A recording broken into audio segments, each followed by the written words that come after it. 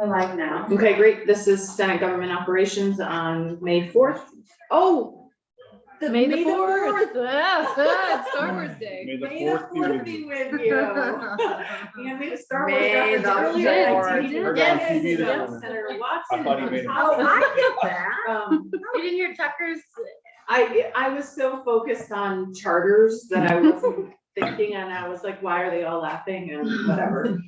So anyway, now we're talking about sheriffs. Thank you, Tim, for being here. We have the in-document comparison of house changes and these traditional side-by-side. Does the committee have a preference for which Tim goes through with us, or? The side by side is easiest. I like side by side. Okay, I guess that's one we'll go with, and then if you have. It's on our website. Is it everyone, like? go ahead. Sure. So, all right, so, Today? all right, Okay. we're hold gonna look on, at the I gotta side by pull it side. up. They're on our website. They're long, so we didn't print them out. Go Thank you ahead. very much for having me, Madam Chair. Again, for the record, my name is Tim Devlin, Legislative Counsel. Let's see, the first thing I'd like to say about the side-by-side comparison of S17, again, actually relating to sheriff's reform, is I've left an italicized note for each section in the top part of let's see, so there's a Senate bill as amended by the House, and we have so Senate on the left, House on the right. Note will be in the top right of each cell. And I figure I'll just perhaps restate that, and then if there's particular questions about the language, I'll dive right into that and can answer any particulars. One other note I'd like to make is that the House's new or changed language is indicated in the color green. SBC, that's. Okay, So starting with section 1, the House version replaces the entirety of section 1, which was in the Senate bill, would have added 2 items to the listed category B conduct that would have led to sanctioning of law enforcement officers if it had occurred. The House's section 1 replaces that with a finding section in general. I'll pause in between each section. okay. So should we look at the findings statute? I mean, Go ahead. Thank you. Senator. So as we're just pausing here, because right now we're just looking at like the findings portion. We haven't moved on. So, Okay. Just still in section section 1. Just section 1. Okay. Okay. That's fine. Okay, section 2, the House language requires the sheriff to submit a transition plan. Sorry, and for context, this is regarding the transitionary period between sheriffs and what was originally language provided or suggested by the auditor's office that was incorporated in the Senate bill. And the House language will require, in addition to that, sheriffs to submit a transition plan and will enable the sheriff's executive committee to approve of disbursements and transfer of assets in the event that assistant judges opt to not co-sign or really not authorize those disbursements or transfer. So in this section, if the this is where the sheriff has said that either they're not going to run again, or they're going to resign, or they are not, or they have not been reelected. So that period where there's a transition happening. We had this conversation with the assistant judges about what happens if they say, I don't want to sign on selling the cars or the, furniture in the sheriff's office. Does the committee recall this? It's been a little while, but this was something that came up. And so what, in this case, if the assistant judge says, we're not going to sign, I'm not going to sign because I don't want the sheriff to sell all the patrol cars. right, that belongs to the county. Then the sheriff could still go around the assistant judge by having the assistant judge shall consult with the Department of Sheriff. If the assistant judge refuses to co-sign a disbursement, the sheriff's executive committee may approve it. So it gives the executive committee the authority to approve a disbursement or selling a car or furniture if the assistant judges refuses to give that approval. Yes, right now disbursements and the transfer of assets, disbursements, also including salaries for employees, et cetera. Right now, under current law, during this transitionary period, the sheriff and at least one of the two assistant judges are to co-sign that or they co-approve Right. that transaction. As the House has modified it, that will still occur, but in the instance where neither of those assistant judges want to co-sign, then the executive committee of Sheriff's Executive Committee may do so, but is not necessarily one way or another. But Okay. yes, This concerns me because the assistant judges, if they're saying, no, I don't want to sign this, they're elected officials in the county. And then the executive committee of the sheriffs are potentially sheriffs in other counties. So they could overrule the assistant judge and allow the outgoing sheriff to sell the patrol cars or whatever, given that, is that? Yes. That's the way it would work. Mhm. That's concerning. Senator Watson. Yeah, thank you. So my question is similar because I'm wondering if all sheriffs have executive committees. Who are they? So And the where executive they come committee is the Sheriff's Association Oh. Executive Committee that is named, I think they're named in Oh. statute in current law, yeah.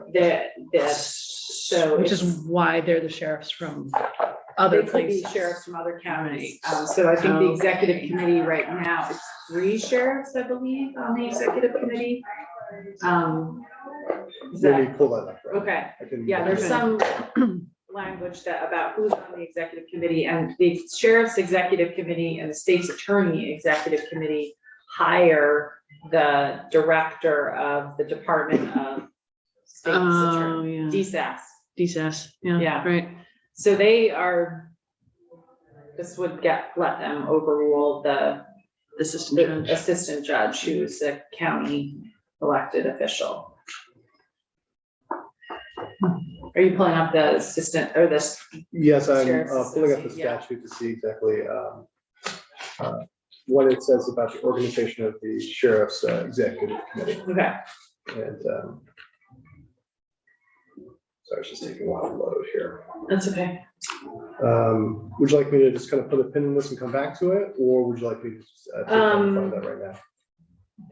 You can put a pin in it. I think we're gonna wanna know today, because we have to, committee, just so you know, we have to decide whether we want to do a amendment, concurrence with further proposal of amendment, whether we want to just reject it and have it die, which I hope we don't, or if we want to do a conference committee, so.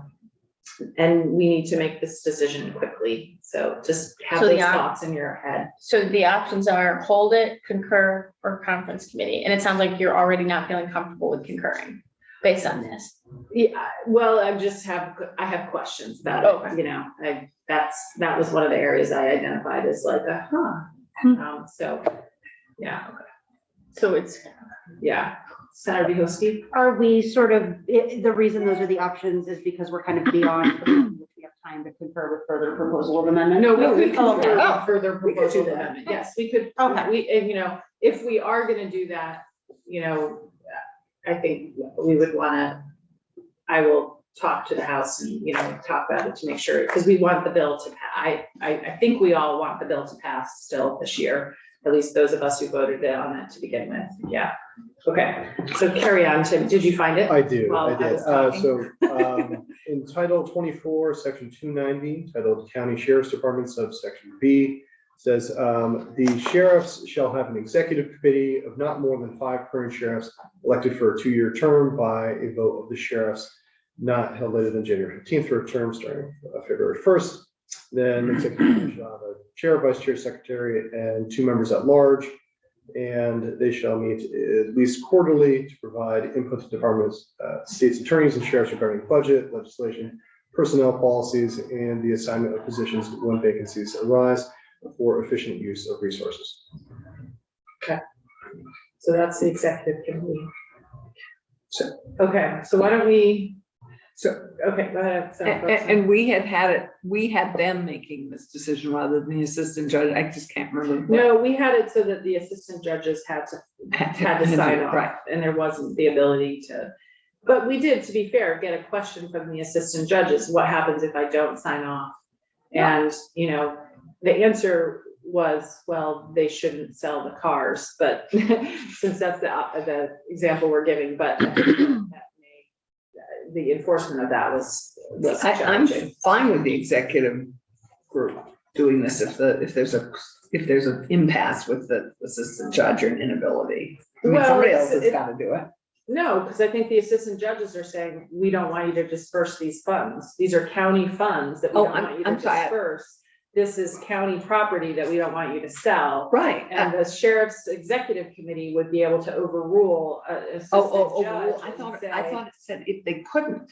If the assistant assistant judge judge says, didn't- no, I don't want you to do this. If I'm not gonna sign off. Oh, on I you see. Okay, I'm sorry. I dispersing these misunderstood. things. I thought it was the other way around. If the I don't assistant believe judge- anything is registered in the name of the county with the exception of the vehicles which are registered in the name of the county. The county don't own anything within the sheriff's office. It's all bought through general funds. They don't purchase things through the county budget. So I don't know what they did in Addison County, but Well, I mean, regardless of the source of funds, the sheriff's office is a public office that is public property.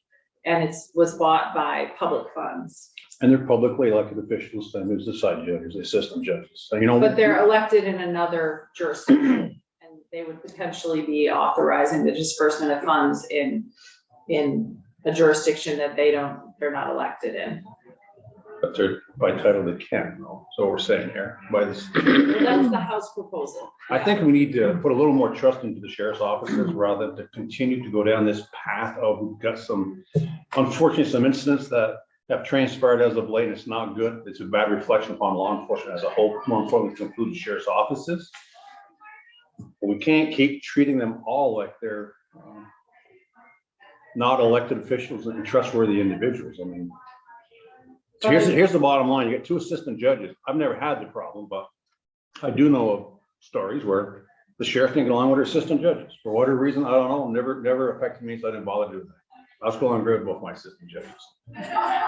So I don't understand this whole thing, but anyways, they're supposed to send out the entire, what do they call it here? Transition plan. Right. So they know about it beforehand. But I don't understand the concern just because it's a sheriff's committee that's going to sign off on this. Is your concern on If the this? assistant judges says, I don't want to sign off on this disbursement or the sale of property or Mhm. something like that, then the executive committee could say, well, actually, we're going to sign off on it. Mhm. And I think that's a little problematic, given that those executive committee are not the sheriffs in the county where those disbursements would happen. The assistant judges are actually the ones that are in charge of the county budget and the county property. And so I think and I think that there's ample evidence that the sheriffs, that some sheriffs, more than just a few, have behaved in a way that warrants more oversight. But So not nearly half. I'm raising this red flag, Okay. Senator. All right, I appreciate it. I appreciate All it. right. Thank you. Continue, Tim. Section 3 is on page 3. And the House made minimal modification here. They added 2 words. And this is again under audits. And you can find that kind of at the bottom of the page in just subdivision 9, which would now read, the uniform system shall include, skipping down, procedures to notify the auditor of accounts and the Department of State's attorneys and sheriffs of the establishment and activities of a non-public organization of which the sheriff or any employee of the sheriff is director, new language, or participant. And that has a mission or purpose of supplementing the efforts of the sheriff's department. That one seems pretty straightforward. Yeah. All right. The Section 4. section 4 on page 4. The House adds a reader assistant header and designates sheriffs and deputy sheriffs as public servants under the state code of ethics, deletes the prior section C, and adds a definition of confidential information. And see, there's more green text here, so I'd be happy to just read through that if you'd like. Or just answer questions. So is this essentially integrating the sheriffs into the state code of ethics? It is more so. that- Yeah, yeah. This is what we had, if you guys recall, we had talked. Can you two stop? That's Oh. very distracting. Oh, we're talking about the bill. Okay, and would you like to share what you're saying with the committee or not? Okay. We had this conversation about, conflict of interest. We brought that language into the Right. bill a little bit late, and then there was a suggestion that maybe we wanted to integrate it into the, integrate sheriffs into the state code of ethics. That was a suggestion, and I presented that I made to them, and this is, I think, their attempt at doing it. Correct, Tim? Yes, I would say that, in essence, they would probably agree with that characterization of it, and, legally, it does go along there. I just would hesitate to say wholly integrates, because we do now have state code of ethics and then some additional statutory language just particular to sheriffs. Sheriffs, okay. So there's some parallel language, a lot of overlap, and a lot of the new language, and from both the Senate and House bill is very much based on the state code of ethics. Okay. Over there. That's good to know. And did they have the ethics commission in to testify on this language? I don't know. Okay, I can ask. Okay, great. And who was the reporter on the floor? Was it Senator McCarthy or I Representative McCarthy? think it was. I thought, yeah, it was, okay. All right, any questions on this section? Yeah, this seems like a good change. Section 4A is a new section added in the House version that does not appear in the Senate version, and this will create new statutory section 24 VSA 3145, which will require an annual financial disclosure for sheriffs. This section is based on existing disclosure requirements in the state code of ethics, specifically Title 3 VSA section 1211. And it is almost verbatim the same as that other statute, just replacing terms executive officer and officer with sheriffs. And this is an annual financial disclosure to be, I'm happy to go through it in more detail if you like, but that's the honest with it. Okay, good. Does anyone want Tim to go through it in more detail? Okay. Sorry, carry on. Section 5, House changes the reader assistant header from sheriff's contracts to sheriff's department compensation and benefits. This maintains much of the current statutory language in subsection C regarding fees for administration of contracts being used for compensation. And when I say maintains the what is on the books now, the green books, not what was necessarily proposed by the Senate's version. New language will require expenditure of these fees to be in accordance with a model policy to be created by the Department of State's Attorneys and Sheriffs. And here we can see at the bottom of the page, breaking into page 8, the green text of C. It's no longer underlined or stricken out. That's what's on the books right now. And then towards the end of it, you can see new language underlined there. I'm happy to read that aloud if you want. So when does the model policy have to be made by? That model policy is in the next section 5A. Oh, okay, but this is just referencing the model. Yes.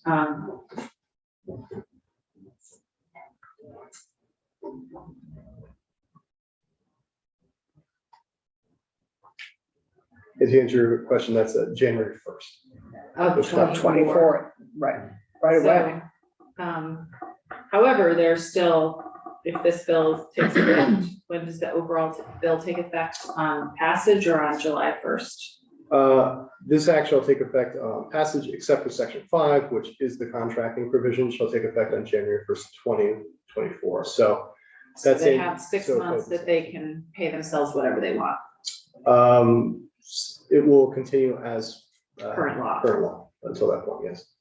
Yeah, that's also a concern of mine. I think there's that 6 months where Can be big payday for a lot of sheriffs, so I'm a little worried about that and might wanna change that.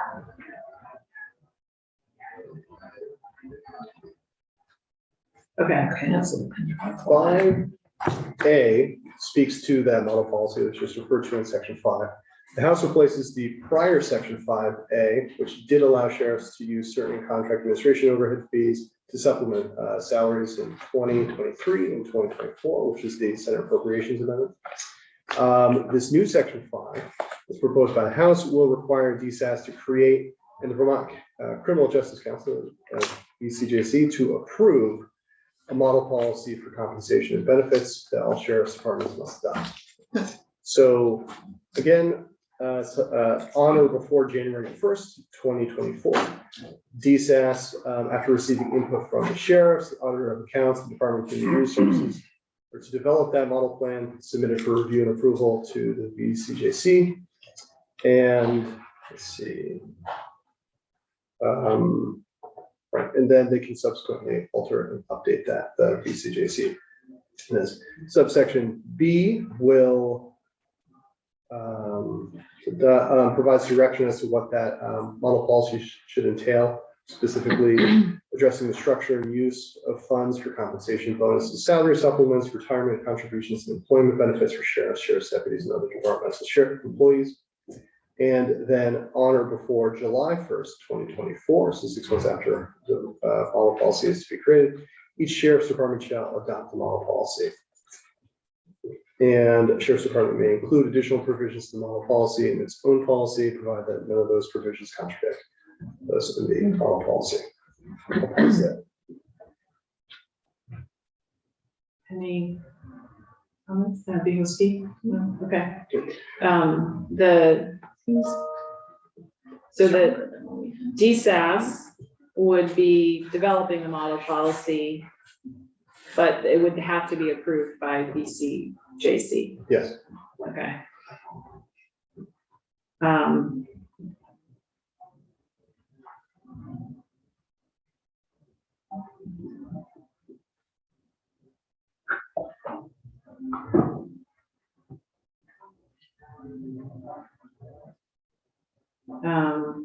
Okay. The sheriff's department may include additional provisions to the model policy, provided that none of these contradict the provisions of the model policy. Okay. Okay. Go ahead. 5B, now the page, top of page 10, is also a new section.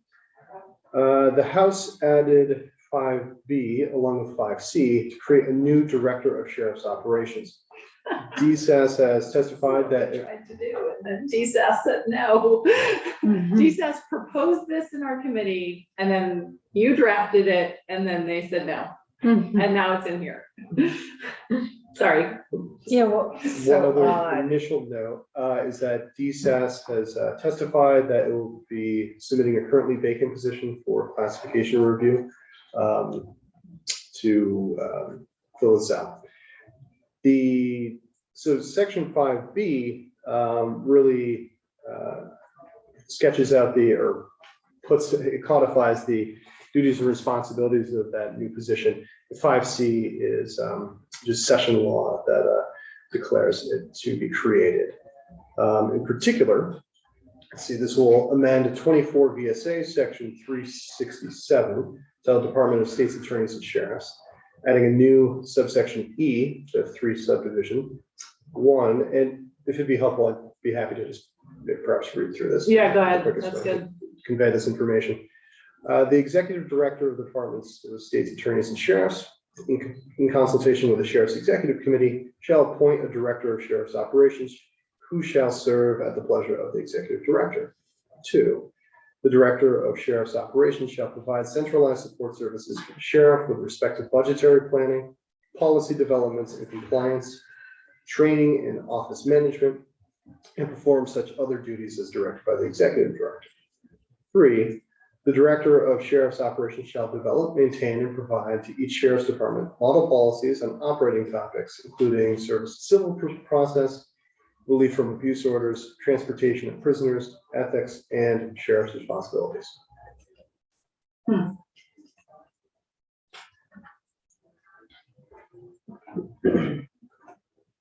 Yeah. It just seems to me like there might be more things they should have model policies on. Just looking at that list, what do you guys think of that? Is there more? Well, I just would like to point out that statutory construction interpretation, when we use the term including, it's not an exhaustive list, so Yeah, including but not limited to. But- okay. They could put more in. They could put more in, but I'm wondering if there are other things that we might want to specifically call out, but. Okay, go ahead. Were there any discussed? Were there any other? Amongst the committee or testimony, Yeah. I'm not sure. But you didn't draft any language with any other pieces. Oh, were there other versions for this? I don't think once proposed by the committee, this language changed too much. I'd have to go back and compare it to other drafts, but not as many serves. Thank you. Thanks. Oh, right.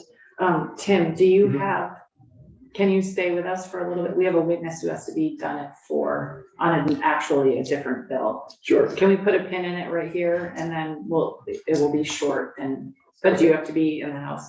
No, but I do have kind of a hard stop at 4:30, but. Okay, we should be good for Okay. that. Okay, Great. great, thank you, apologies. We are gonna shift gears really quickly to the resolution that I think you all went over on Tuesday, yes? Yes. Yes. You did, the resolution, supporting the continuing resiliency and strengthening of Abenaki communities in Vermont and encouraging greater appreciation and respect for Abenaki culture during Abenaki Recognition and Heritage Week, which is this week and throughout the year.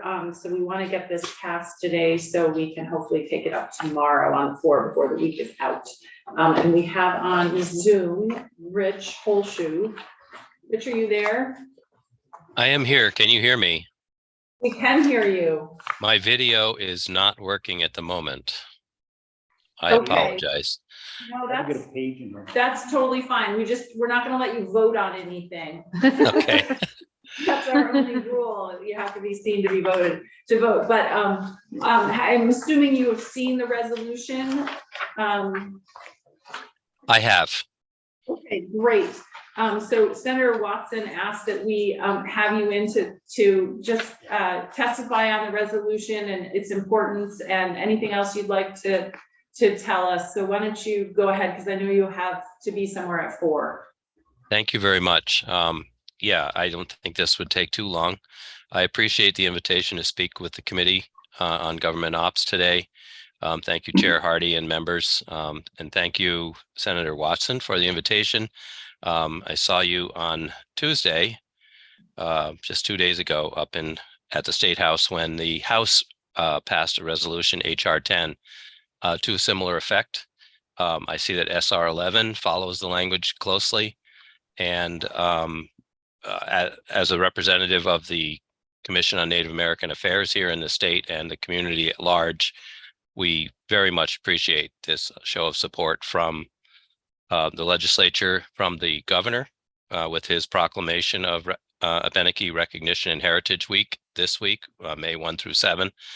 And you may be aware, I think Chief Don Stevens filed some written testimony to this effect, that the full congressional delegation, Senator Sanders, Senator Welch, and Congressperson Becca Balint also signed a letter of support for the tribes at this week. As you may or may not know, there's been some political headwinds that we've been working against. They are political in nature, and it's all about recognition. And since we are state recognized tribes, it's good to be in communication with you folks and affirming that relationship going forward. I feel quite positive and strongly that we are moving in a good direction. We continue to, since recognition in 2010 by statute, and then recognition of the first 2 tribes the next year in 2011, and the following 2 in 2012. we've come a long way. It took a while to get our feet underneath us. It was a new place to operate from, but now we're moving ahead and in close communication with various branches of state government. We're working primarily with House representatives. We have a little operative caucus, which is helping us to understand the vagaries of state government. Those of us who are at a remove are often puzzled, but it's becoming much more clear, and we're happy to be involved and happy to see these affirmations being offered by the bodies. So I appreciate your consideration of Senate Resolution 11. We appreciate this, and I hope that you find it to your liking to follow suit with the House and the governor and the congressional delegation. I am available now and always for questions that you might have. I understand that sometimes what happens in what we call Indian country is just as hard to plumb the depths as it may be in the other direction with state government. But we're all in this together, and that's what this is all about. Building community and communicating clearly. Thank you. Oh, well, thank you so much, Mr. Holshoe. That was really great. I appreciate that sentiment, and we agree that we're all in this together, and we are really happy to be able to do this recognition this week and get it done. And gratitude to Senator Watson for running around, getting us all to sign on to it. Yeah, exactly. Are there any questions? Yeah, do you want to? No question, just wanted to also say thank you for coming to testify even on a bit of short notice. So yeah, just really grateful. Thank you all very much. Kitsi Uli, thank you. Thank you, and thanks for making time for us on short notice. Have a great evening. And you too, certainly. Thank you. Happy week too. Yes. Okay, yes. Bye-bye. Okay, we're gonna why don't we go back to Tim, and then we can vote this out. And Olivia has the corrected version, so there's a misspelling in it. So, okay, Tim, thank you for your patience. And we are on section 5C, I think. Yes, halfway through, or really towards the bottom of page 10. Again, for the record, my name is Tim Devlin, Legislative Counsel. So 5C is just session law and declares that the following position is created in the departments of states attorneys and sheriffs, one full-time exempt director of sheriff's operations. 5D is also a new section added by the House, which makes, full-time deputy sheriffs who primarily transport juveniles to be paid by the state. You can see it's a little added additional text here, but this would be to 24 VSA, 290B, and happy to read that sentence as that information is added to it. Sure. Full-time state deputy sheriffs whose primary responsibility is transportation of prisoners, persons with a mental condition or psychiatric disability, or juveniles being transported to a court or to a court-ordered facility shall be paid by the state of Vermont. Then there's more to that subsection, but Okay. I'll just leave it there. And this was just added because this language, I believe, was new last year when we created the state paid deputies. That you're nodding, Senator Buhosky, Senator, you were involved with that, and this language is adding to what their duties are, or were they doing this anyway, and this is just adding it to acknowledge that this is what they're doing. Do you know? This pertains to how they're compensated, not necessarily the duties. So But this is a description of who they are, which state paid deputies. right, of which certain deputies shall be paid by the state. Yeah, you're right. Yeah. Okay, so this isn't adding more deputies to this. It's adding this duty to the deputies who are already state paid deputies. Right, the latter, yeah. The latter, okay. And do you know if these are duties they're already doing, or if these are new duties since we passed that law I last don't year? know. Okay, okay. All right, no worries, we can find that out. Carry on. Section 6 on page 12. The House removes the prior subsection C, sorry, and to back up, this is sheriff's duties under 24 VSA, section 293. And this will remove the prior subsection C, which had explicitly required sheriff's departments to comply with standards and operating procedures, manuals, and policy manuals created by DSAS. This will alter the sheriff's duties to provide standby services, that is the escort services for domestic violence survivors, collecting the personal belongings from the residents. And this would have a prohibition on seeking a fee for standby services. That prohibition was moved down to the next section and broadened to apply to all law enforcement agencies and law enforcement officers. So, and you can see the substantial difference in green here.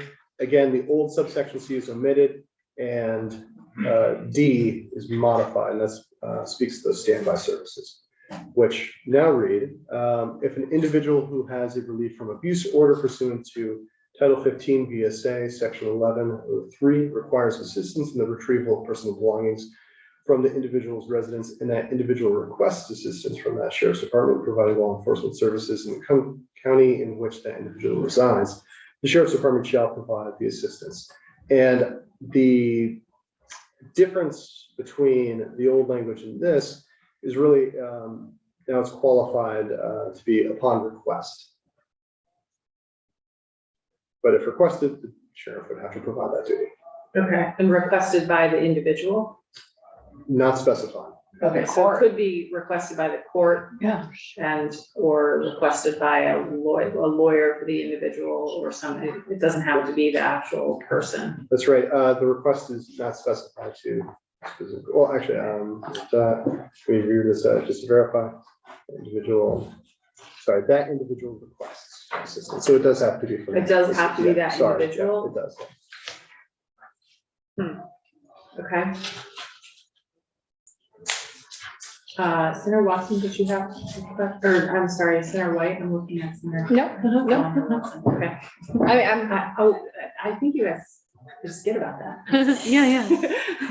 I just want to understand, is there any like barrier to someone requesting it? Like, is there any, like, would they have to develop a form or something? Or is there anything in statute that if someone just said, hey, you know, I would like that?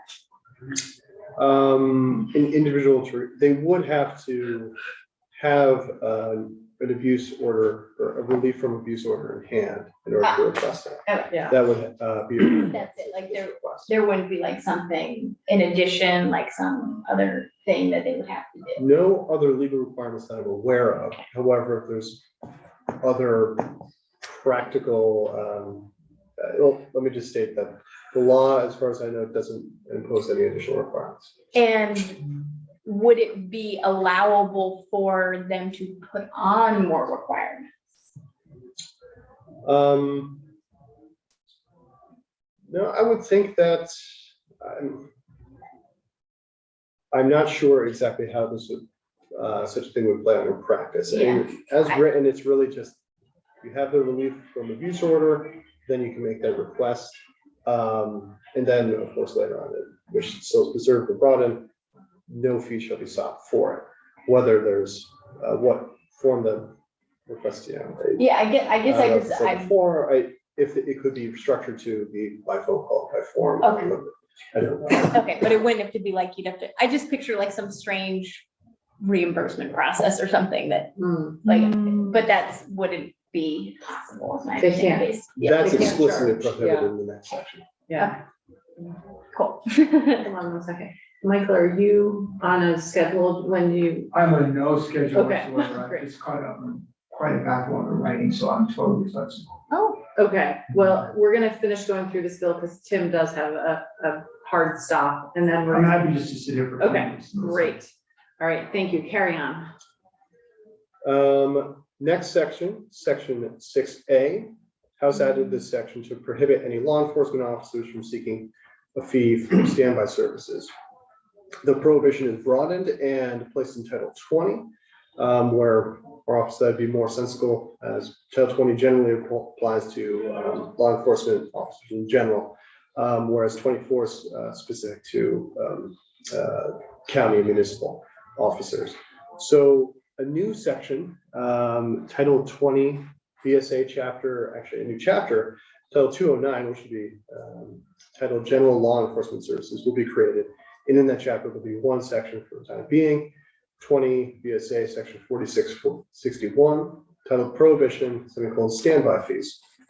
It reads, no law enforcement officer or law enforcement agency shall seek a fee from the individual seeking assistance or being assisted in the retrieval of personal belongings or the personal belongings of the individual's dependents from the individual's residence pursuant to 24 VSA section 293 subsection C, or any representative of the individual. Okay. The next section, 6B, is also added in the House's version. And this will have DSAS report back with data related to sheriff's provision of the standby services. And I'll just read through this. On or before January 15th, 2024, the Department of State's Attorneys and Sheriffs, in consultation with the state's sheriffs and, with state sheriffs and the Vermont Network Against Domestic and Sexual Violence, shall report to the House Committee on Government Operations and Military Affairs and the Senate Committee on Government Operations. Data as available through December 1st, 2023, regarding Sheriff's Department's assistance in the retrieval of personal belongings to domestic violence survivors pursuant to 24 VSA. Section 293C, including the aggregate number of episodes of assistance provided, the time spent, and the cost accumulated by sheriff's departments for providing this assistance.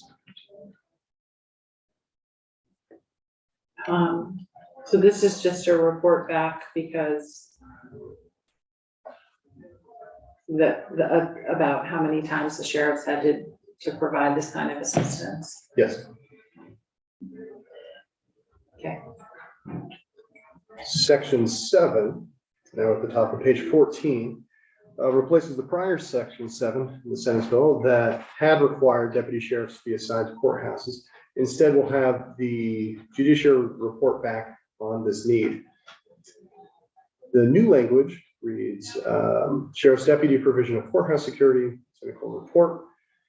On or before December 1st, 2023, the judiciary, in consultation with the Department of State's Attorneys and Sheriffs, the Vermont Sheriff's Association, Vermont State Employees Association, and other relevant stakeholders, shall report to the House Committee on Government Operations and Military Affairs and the Senate Committee on Government Operations on the number of sheriff's deputies needed to be made available to provide law enforcement and security services to county and state courthouses to facilitate regular courthouse operations.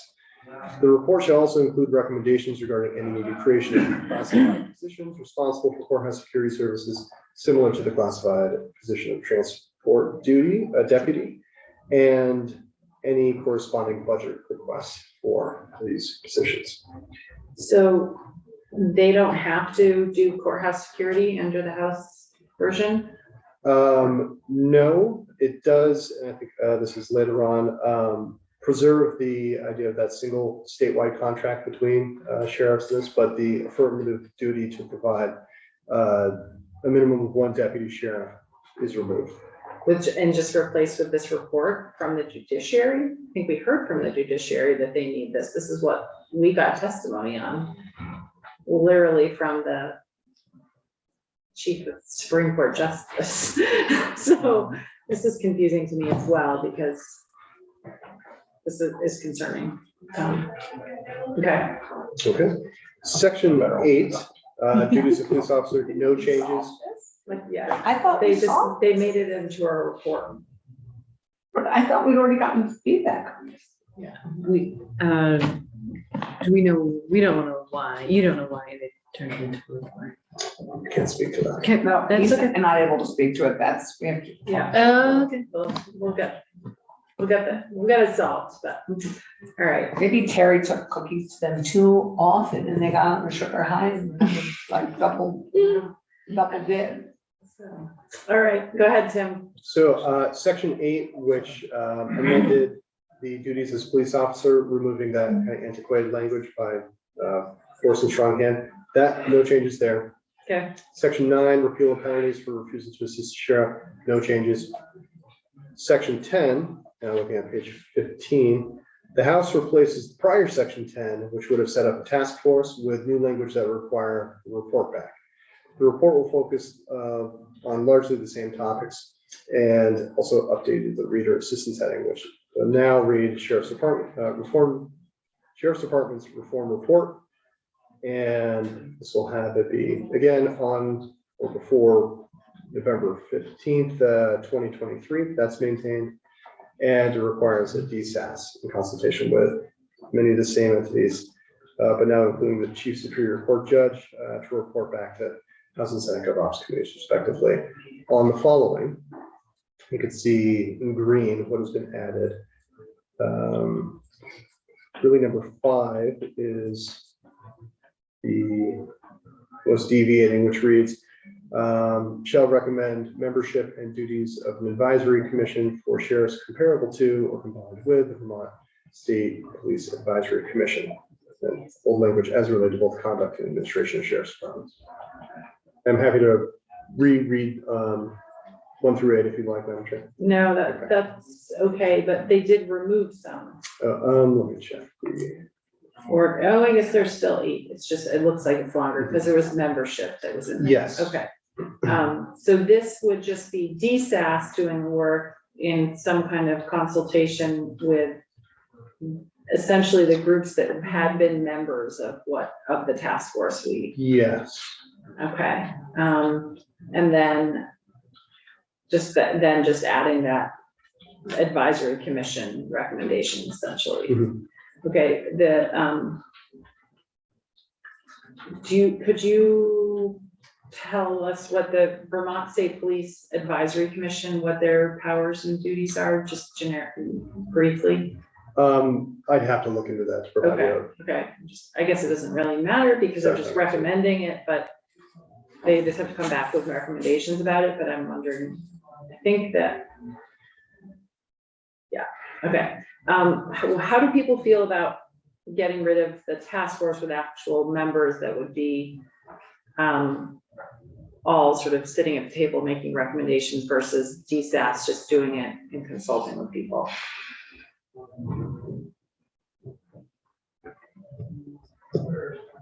You mean the page 15 differences?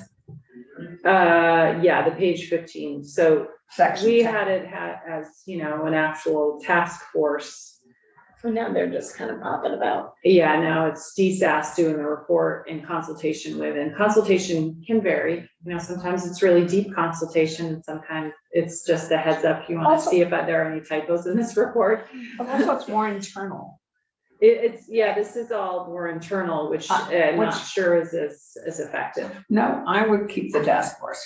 Well, Go ahead, Senator Wood. my only thought, and I want to be really clear that I think the House had good intentions with their changes, is with this, and I didn't obviously watch their testimony, but was this maybe because we needed a shorter timeline or that they didn't think it was accomplishable? I mean, because I would assume that the benefit of this would be efficiency and like time, but I don't want to make that assumption.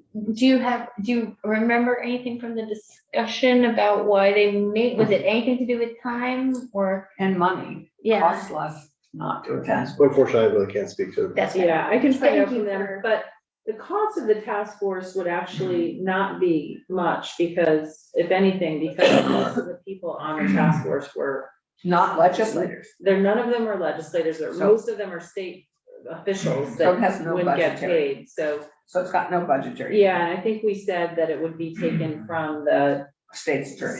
state's DSAS, which, so it would be very minimal, it would be a couple people who would get the measly little When per was the diem. report due? When was the They're test? both due on November 5th, 23, right? I'm just trying to 2023. find the. November 15th. 15th. Ours was as well, I believe. July 1st. No, that's just the, November. when it would, I'm having a hard time finding what was due. if you look on page 17, very top E report on or Oh, before okay, December sorry. or November 15th, 22. In the blurb So- of all the paragraphs. Okay, so what I'm hearing is that we prefer the task force. Is that Senator Watson? Senator Watson? I'm still weighing it, but I don't think I have strong feelings about it. So, Okay. yeah. All right, I'm kind of in the same place. okay. Just to be honest, I'm feeling that my goal in this discussion is to make minimal changes. So I'm trying to prioritize the things that feel really critical to me, and that one at this moment does not feel extremely critical, but I'm persuadable. I'm hesitant to have DSAS be the only entity that's really, leading the charge. I mean, I guess I would like another perspective than just theirs. Based on the testimony we got from them, I would say that we need a broader perspective. Okay. So that's my concern, and maybe it's not a full task force, but I'll have to mull this a little bit. Senator Watson? Well, and whether we agree or not, it would be interesting to find out what their logic was. Yeah, Yeah. yeah, and we can have, I should have had him in today, but our schedule is pretty full. I will talk to Representative McCarthy and see if he can come in tomorrow and, but why don't, so other things that came up were the assistant judges thing and Right. whether or not we The executive committee.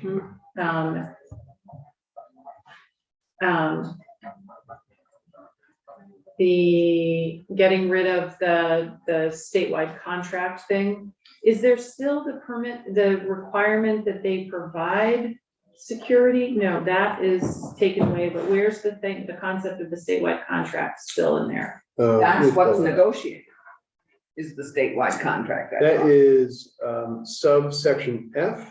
On what page? Let's see, that is on page 8. And that's under section 5. And it's really 24 VSA 291A subsection F to be added. So that's unchanged. Yes. An agreement or contract for sheriff's departments to provide law enforcement or security to county, state courthouses shall be subject to a single statewide contract. Great. All right, but then they have so how does that work with the report back? So this will, section 5 will be, let's see, go into effect, is that January 1st, 2024. And that model policy, or sorry, the report back or the model policy? The report back. Report back, There's not a sorry. model policy on courthouse security, is there? No, sorry, Okay, I'm confusing the two. that's okay. The report back from the judiciary. Yeah, Let's see. where is December 1st, 23, it's on page Okay. 14. that? Okay. But so they have a report back on how many sheriffs need to be made available. But then there's also the requirement that they have a statewide contract. When does the statewide contract go into effect? There's no prescription as to when that would have to be negotiated, executed, any of those details. Okay. And then there was another, there's a model policy on their compensation, but that doesn't take effect until January 1st.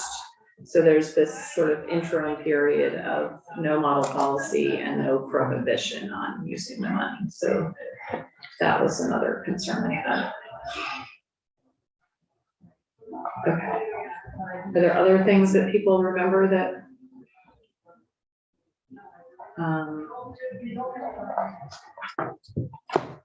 Okay, I will talk with Rep. McCarthy about some of these and see if I can get some more information and see if he's able to come in and talk with us tomorrow. If anything else comes up, let me know. Anything else, Tim? Nope, the last section is effective dates, but we've already spoken to that in passing. Okay, great. Thank you. I will, I guess, put you on standby. Thank you very much. Are we voting on anything? Would like Yes, to- we're gonna vote on, really quickly, we're gonna vote on the Resolution. resolution. Yeah, so Michael, if you wanna come up, and I don't Tim's know, able to stand by or 2 minutes. I will, he had to leave at 4:30, so he's. What, Michael Chernick, Legislative Counsel, if I just may for a second, senators, the two small typos that I had, Oh, yes. one that I had noted while we were reading, and one other that had been brought to my attention, have both been fixed in the Senate Secretary's office and the House Clerk's office. Okay, So yeah, everything, all the techie changes that needed to be made have been made. right, and it was just a misspelling. There was a misspelling in one instance of the name of the tribe, of one of the tribes. And in another, Representative Sims had brought to my attention. And in another instance, there was a question between on and of. Yes. I remember Senator White, we corrected It was that. on. It was on, and it's now been corrected both in the Senate Secretary's office and in, Okay, we're all set. awesome, that's good to know. And you all heard more detail about this on Tuesday. Okay, so I entertain a motion. I would move that we vote out favorably, the resolution honoring. I don't have it in front of me, but now that I'm in it, I better SR 11. SR 11, the Senate resolution supporting the continuing resiliency and strengthening of the Abenaki communities in Vermont and encouraging a greater appreciation and respect for Abenaki culture during Abenaki Recognition and Heritage Week and throughout the year, but especially this week, which is the very week. Awesome. All Is that right. the so motion? moved as your further discussion.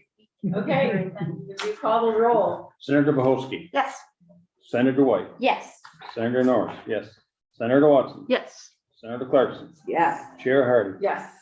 Okay, I don't know what to put on this. Okay. It's got a House bill, a Senate bill that Usually, I think Because it is- SR 11. just SR 11 behind at the S Senate here. resolution 11. Yeah, This very. and Senator Watson will report this, and I will talk about getting it taken off the notice calendar so we can do it tomorrow. Awesome, thank you.